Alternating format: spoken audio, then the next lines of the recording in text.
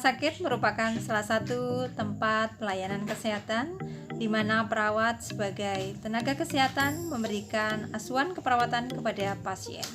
Dalam memberikan asuhan keperawatan kepada pasien, kita harus berkomunikasi kepada pasien dengan komunikasi yang baik, hangat, sehingga komunikasi ini bisa terjalin dengan baik dan bermanfaat kepada pasien dan keluarga pasien. Baik, kita simak video pembelajaran berikut.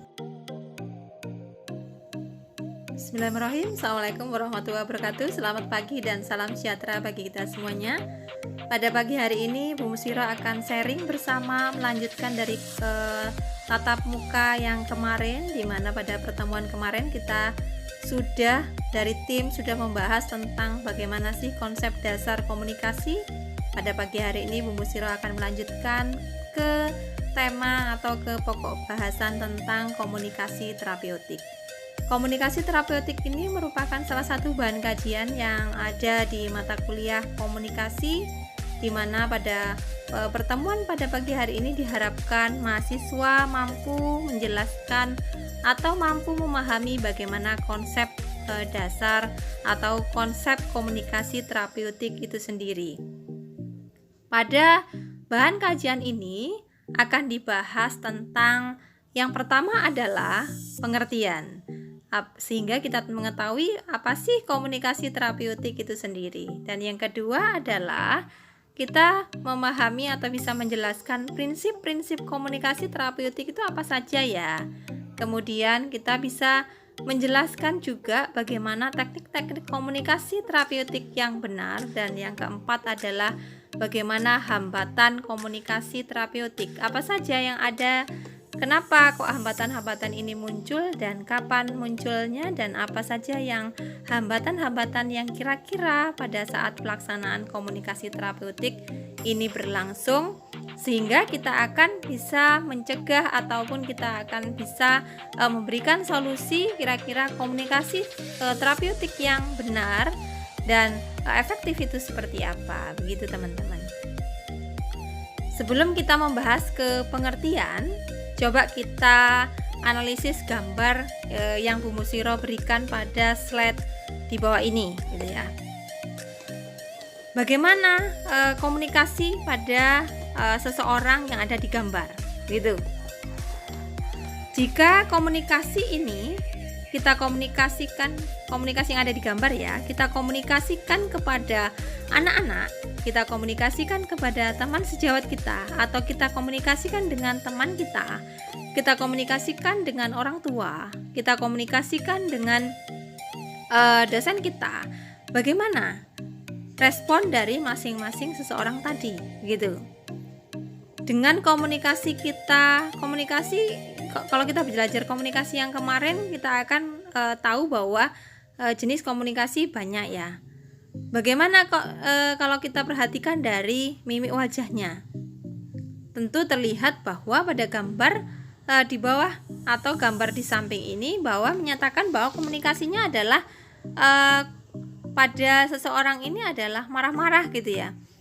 Kondisi matanya, terus kemudian tangannya, gitu ya. Terus kemudian cara berbicaranya, mulutnya, dan lain sebagainya. Tentunya kalau kita dengarkan ada suara, tentunya suaranya juga akan melengking dan suaranya juga keras, begitu. Bagaimana kalau kita misalnya analisis kondisi mungkin pengalaman sebelumnya atau kemungkinan yang terjadi pada seseorang apabila seseorang itu kita berkomunikasinya adalah seperti pada gambar tersebut, gitu ya. Tentunya terjadi hal-hal seperti yang digambar selanjutnya ini. Salah satunya adalah pada saat kita komunikasinya, gitu ya, komunikasinya marah-marah, tentunya orang yang kita ajak komunikasi, gitu ya, bisa saja marah juga pada kita, ya. Kenapa Anda kok marah-marah sama saya? Ada apa? Ya, ataupun yang lainnya, begitu. Jadi respon dari seseorang itu bermacam-macam, gitu ya. Ada yang respon marah, ada yang respon sebel, gitu ya, seperti pada gambar yang kedua. Gambar yang ketiga adalah mungkin diam, tetapi dari tatapan wajah maupun perilaku tubuhnya kita ketahui bahwa itu juga marah gitu ya. Dan yang keempat mungkin kehilangan mood gitu ya, atau moodnya sudah ndak baik sesuai yang kita harapkan. Bagaimana kalau kita berbicara kepada pasien dengan komunikasi yang marah-marah gitu ya? Apakah ada pengaruhnya terhadap masalah-masalah pasien? Apakah pasien itu akan mengalami marah juga, atau keluarganya seperti apa? Apakah juga marah, ataupun apakah pasien terlihat sebel, ataupun pasien ini akan juga terlihat kesal sama kita, ataupun pasien ini kalau kita ajak berbicara mungkin hanya secukupnya saja ya, sehingga komunikasi ini begitu menentukan ataupun berhubungan dengan kualitas ASKEP yang kita berikan ya. Pada poin di slide ini adalah kualitas ASKEP yang diberikan kepada klien sangat dipengaruhi oleh kualitas hubungan perawat dengan klien. Jadi kalau kita hubungannya pada klien kita atau pasien kita adalah kurang baik, salah satunya dibuktikan dengan komunikasi gitu ya. Assalamualaikum Pak. Waalaikumsalam. Benar dengan Bapak Camat? Ya benar.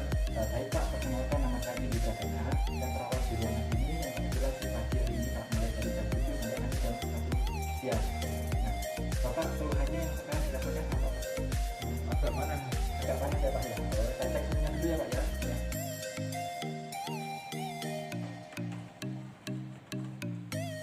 Bentar Pak. Mulai kapan Pak panasnya Pak? Mulai tadi malam. Mulai tadi malam ya? Ya, Tapi bisa tidur Pak? nggak bisa. Nggak bisa ya? Nggak muntah Pak? Enggak. Bahkan ya? Nah, cek ya, ini saya buka. Oke Pak, untuk suhunya non panas Pak 38,5. Tinggi ya Mas? Ya tinggi, mulai semalam ya Pak ya? Iya. Yang dilakukan apa Pak ketika panas ini? Minum Mas. Minum, selain minum apa lagi? Sama baju tak buka. Oh sama baju juga, oke sudah bagus Pak. Jadi memang kalau untuk panas itu ada beberapa solusi Pak. Solusi untuk menurunkan panasnya. Yang pertama itu dilakukan kompres. Yang kedua dianjurkan untuk minum yang banyak Pak. Yang ketiga menggunakan pakaian tipis. Bapak bersedia Pak? Iya. Dilakukan itu semua bersedia Iya. ya? Oke, kalau begitu saya mau kembali dulu untuk mempersiapkan alat. Nanti Bapak saya kompres ya Pak. Iya. Sedia nggih? Iya. Oke, kalau itu terima kasih ya Pak. Assalamualaikum. Komunikasi yang baik mencerminkan siapa diri kita. Janganlah pernah menyerah ketika Anda masih mampu berusaha lagi. Tidak ada kata berakhir sampai Anda berhenti mencoba. Tetap semangat, jaga kesehatan anak-anakku. Semoga panjenengan diberikan kesehatan, kelancaran dalam menerima ilmu. Terima kasih. Assalamualaikum warahmatullahi wabarakatuh. Selamat dinatalis kepada Universitas Jember yang tercinta, Kampus Merdeka dari UNED untuk Indonesia Jaya.